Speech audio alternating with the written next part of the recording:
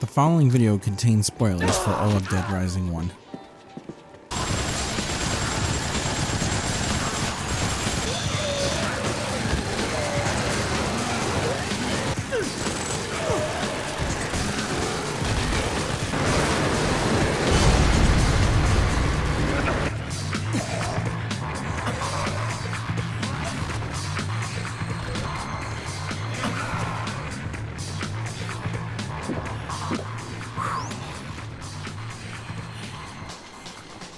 Dead Rising, it's one of my most replayed games of all time. Coming out for the 360 back in 2006, I knew I'd love the game after playing the demo disc. Can you believe they used to have demo discs for the 360? A common complaint at the time was it was very hard to read the text on the screen. When I first played it on the 360, I had it hooked up to a 20-inch CRT, so I did experience that firsthand, but it didn't stop me from enjoying the game. About a year later, I did get a flat screen television, and it did help a lot, even if it was only 720. Thankfully, we live in the current day, and now you can play the game in 1080p without a problem. It's a non-issue now. A few years ago, the game was also released on PC, making it much easier to get access to. While the game hasn't aged terribly, you can tell this was from the early 2000s. Dead Rising feels a bit like a B-movie. The plot is very simple. Carlito here is pissed off that the government committed war crimes against his people, and as revenge, he's letting zombies loose in this quiet mountain town. Carlito would have gone away with it too, if it weren't for the most honest journalist in the world after him. As long as you're not dead, Fred. It's Frank. Frank West.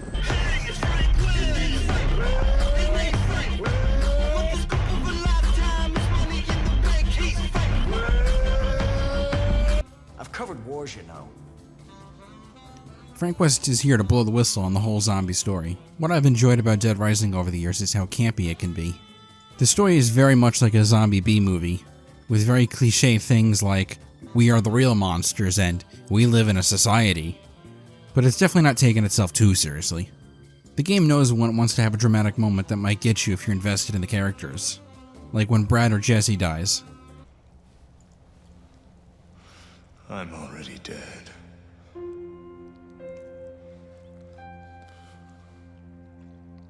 Frank.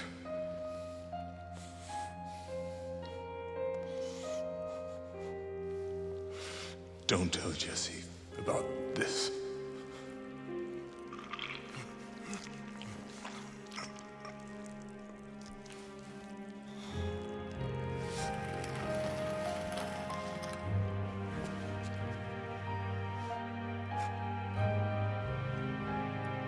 But this game also has a clown juggling chainsaws.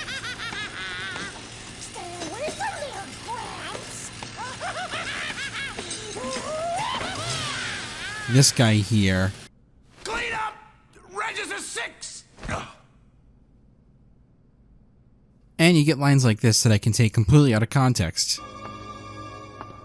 You must have gotten yourself infected somehow.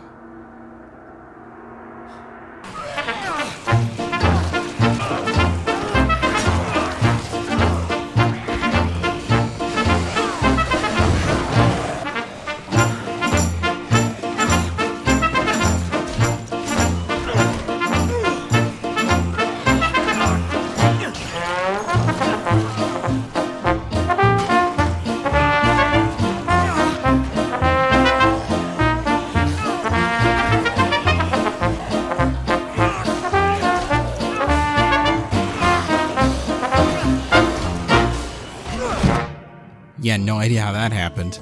I don't want to talk about the plot or story too much though, so let's get back to the gameplay. Dead Rising was advertised as a game where anything could be a weapon. You had a large selection of items to fight with. This would range from knives and swords to a selection of guns. You could also pick from tools and sporting goods. Most games wouldn't think to let you use drywall as a weapon, but here you go. Many objects such as potted plants or chairs may not get as much use as baseball bats or guns, but it'd be a much lesser game without them. That being said, some of the weapons do feel like they're lacking something. I never liked the hockey stick being a projectile weapon. I kind of feel like it was a missed opportunity that the game didn't have a crossbow or even a regular bow. I know this was years before The Walking Dead fetishized the crossbow, but from a gameplay perspective, I wish you could pin zombies to the wall with bolts or arrows. This is a hot take, but I find fighting the zombies to be the least fun part of Dead Rising. Is he insane? That's not to say it's not fun at all, and that I don't find it satisfying in a cathartic way to chop them up into bits or run them over with a car, but it always felt more like a barrier than a threat. The real fun to me is the boss fights in this game, which the game calls psychopaths. These are people who've lost their minds in the zombie apocalypse. They all have their own unique weapon that they'll fight you with. These fights are also where the game's soundtrack really shines.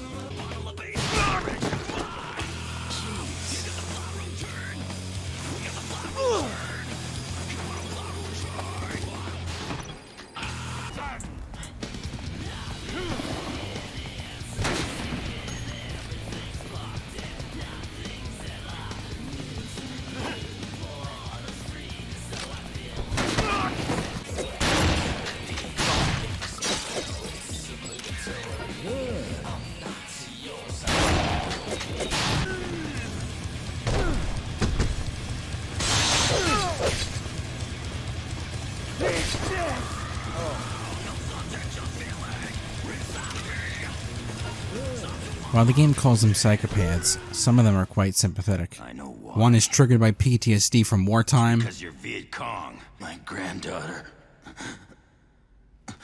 She was done in by those damn zombies. Another from bullying. I suppose you came here to laugh at me too. And this guy from working retail full time. Came to vandalize my store. Huh? Not on my watch! Some are just awful people, and I get the impression they were very unpleasant people to be around before the zombie apocalypse. These boss fights reward you with a few things.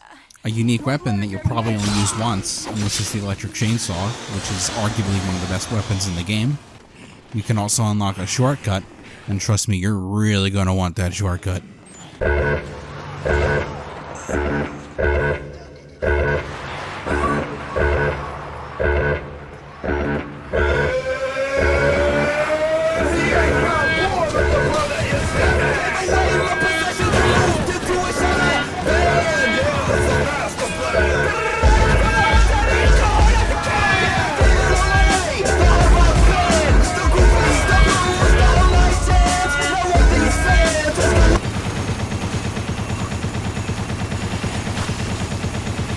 You're also rewarded with stress and anger in the form of the hostages you've just saved, also known as the game's survivors.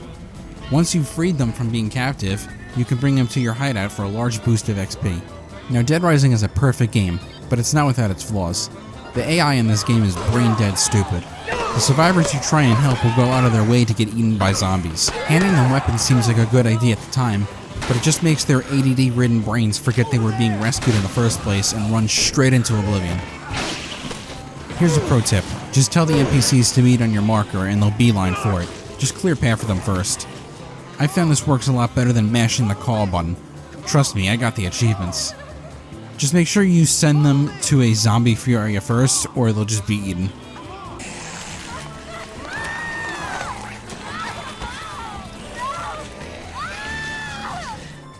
Anyway, like I was saying, you get XP for saving survivors and beating bosses. You also get them for taking photographs, killing large numbers of zombies. There's quite a few ways to do this. Leveling up also unlocks hand-to-hand combat moves that you can fight with. This isn't anything very in-depth. Don't expect to be doing Devil May Cry combos on zombies. These range from being so useful it'd be strange to play the game without them, to just being fun for fun's sake. None of this had to be added to the game either. The game was advertised with the ability to use anything in the mall as a weapon. No one would even care if you had no hand-to-hand combat, but they put it in anyway. As much as I like the hand-to-hand combat, I wish it wasn't limited to 2 buttons. Sometimes you'll perform the wrong move, which can be mildly annoying, but this isn't game-breaking. Since most people are going to stick to the weapons anyway, it's not as if this is going to be a major hurdle to climb. I just thought I should point out that the system isn't flawless. Dead Rising has an interesting feature that is rarely copied outside its franchise. Your level and stats carry over to a new game, and I don't mean New Game Plus. Yes, Dead Rising has that also, but this is something different. In Dead Rising, your level will carry over even if you reset the game. Say you failed the main objective. You could keep playing if you wanted to and get a non-canon ending, or you could just reset. You don't need to hit a fail state to do this either. You can reset the game anytime you like.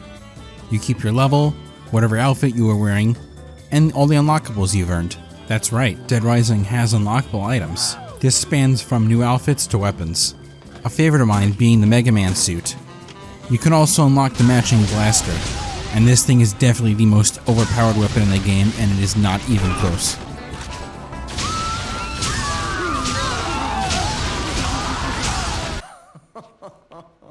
The last thing I'd like to cover is Infinite Mode, and I'm sorry to say this, despite being so positive, I'm going to have to go on a rant.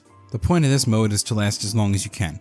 Your life will slowly be draining, and you'll need to combat this by eating food. The easiest way to do this will be to go to the supermarket, but unfortunately for you, it's locked. You'll need to scavenge for food and kill any humans you see to get theirs. The idea of a survival mode where you see how long you could survive the zombie apocalypse sounds like a lot of fun, but unfortunately the game doesn't deliver at all. And it's really unfortunate because it feels like it should work in this game, but it just doesn't. It fails on every single front. This is how.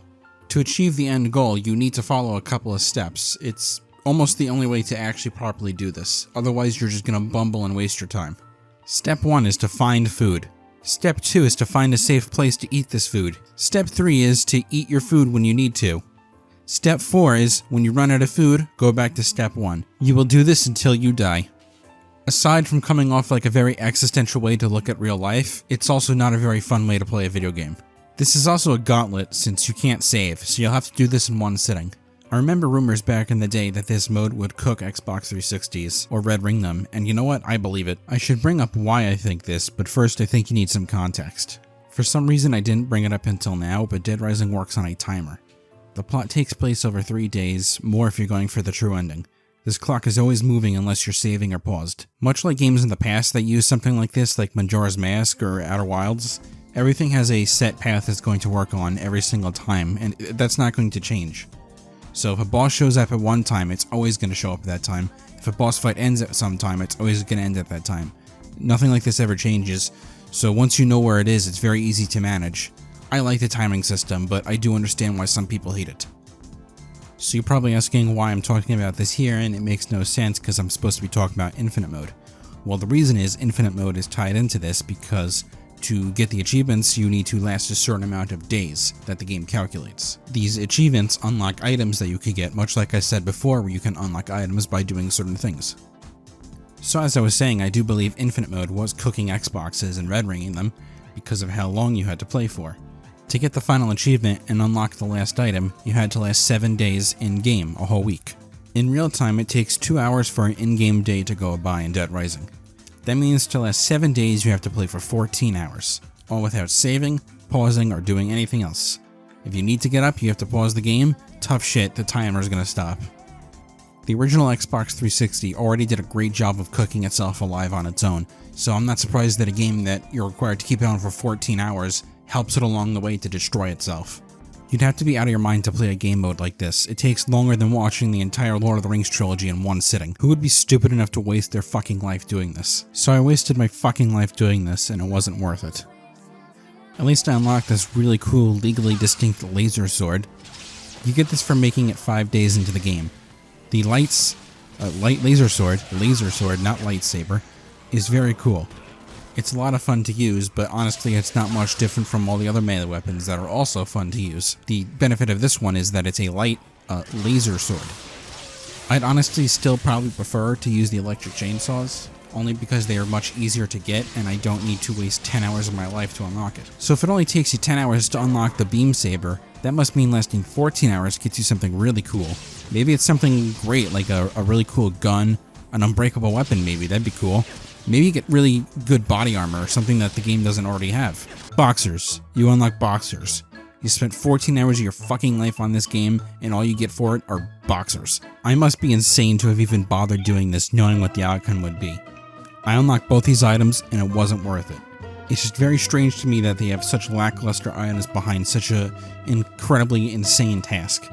Unlocking the Mega Man Blaster, without a doubt the best weapon in the game as I've said, is far, far easier to get than this is. I don't understand what their thought process was at all. Both the Mega Man Blaster and the Laser Sword kill zombies in one hit, and kill all bosses or most bosses in 1 to 3 hits. But that doesn't matter because one is a ranged weapon and the other one is a melee weapon. So you always want to go with the ranged weapon choice because you're at less risk of getting hit. It just makes no sense that such an overpowered weapon is so easy to get, but the melee version is such a pain in the ass to get. It's downright insulting, and I don't understand how they thought any of this was a good idea. And then just to add insult to injury, the thing you get for lasting 14 hours is just worthless. It's completely worthless. It might be funny once in a while to walk around in the boxers, but it's honestly it's worthless. Nothing about this mode seems thought out at all, and it's a real shame because it could have been very enjoyable. I get that save scumming would take away from the challenge, but I think asking someone to play the game for 14 hours and leave their console on all day and all night is way too much of an ask. I have no idea what these people were thinking. Maybe they just wanted to see if they could do something like this and see who's stupid enough to try it. Well, I guess joke's on me because I was stupid enough to try it. And I don't mean to come off negative at the end of the review because I do really love this game. I love it a lot. I just think this mode is terrible, and that's why I usually just ignore it completely and forget it exists.